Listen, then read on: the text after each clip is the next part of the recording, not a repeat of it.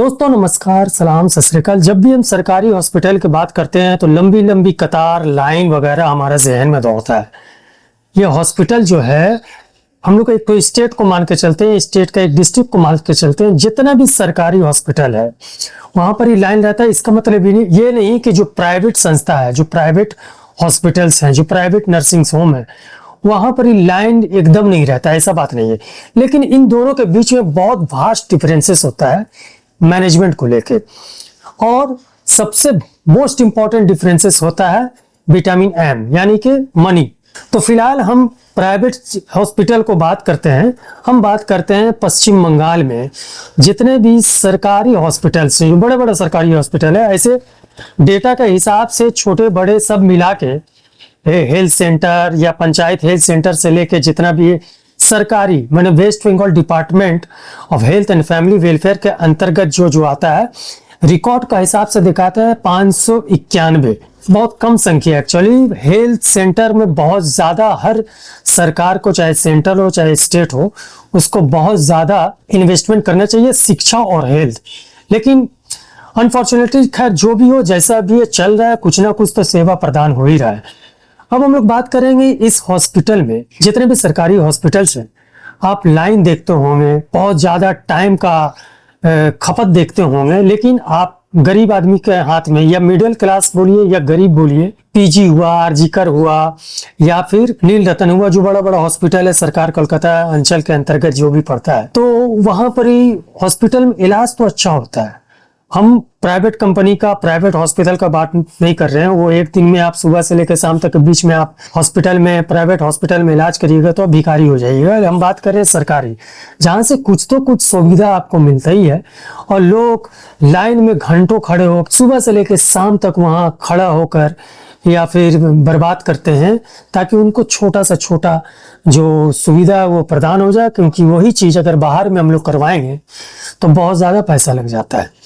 खैर, हम बहुत ज्यादा डिटेल में बात नहीं करेंगे। इस वीडियो में छोटा सा जो वीडियो है, इस वीडियो में लोग बात करने जा रहे हैं कि आप जो सरकारी हॉस्पिटल में सबसे पहले जाते हैं तो वहां पर ही आपको तो टिकट कटाना पड़ता है।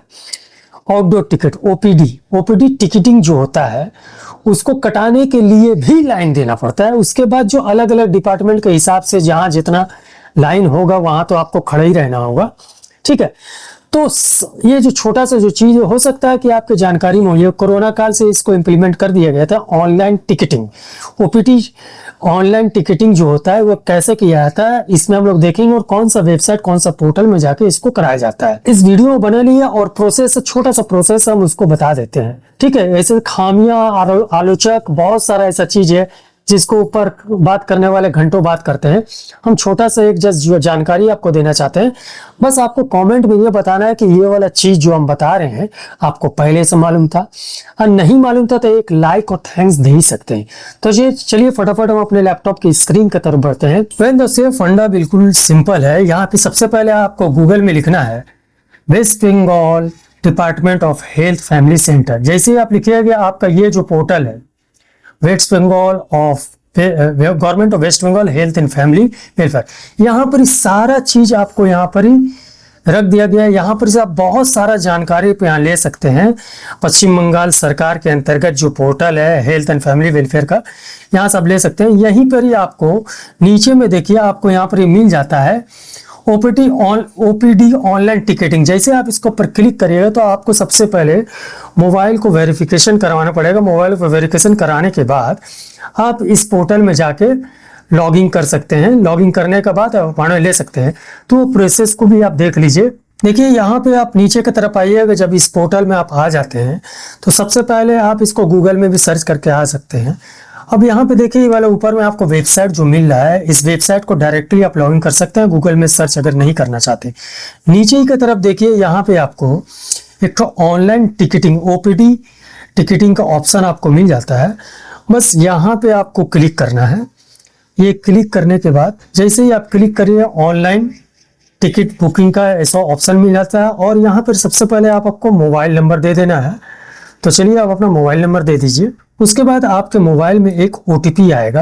आप ओटीपी जो मोबाइल में आया है उसको यहाँ पर ही आप फिलअप करिए और आगे की तरफ प्रोसीड कीजिए, सबमिट।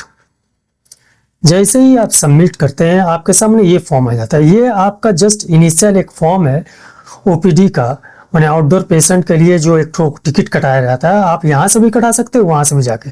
अब यहाँ से सबसे पहले आपको पश्चिम बंगाल में जितना भी बड़ा बड़ा सरकारी हॉस्पिटल है, यहाँ से आपको पूरा तमाम लिस्ट आपको मिल जाएगा।